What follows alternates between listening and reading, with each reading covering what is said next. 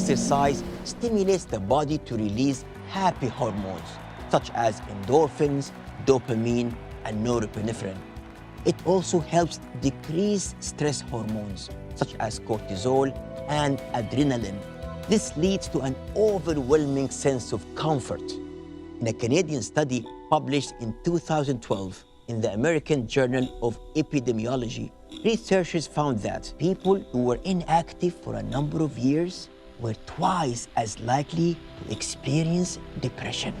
Exercise also protects us from daily stressors because once the brain focuses on physical exercise, it redirects the body's energy towards rebuilding itself and away from destroying itself through stress.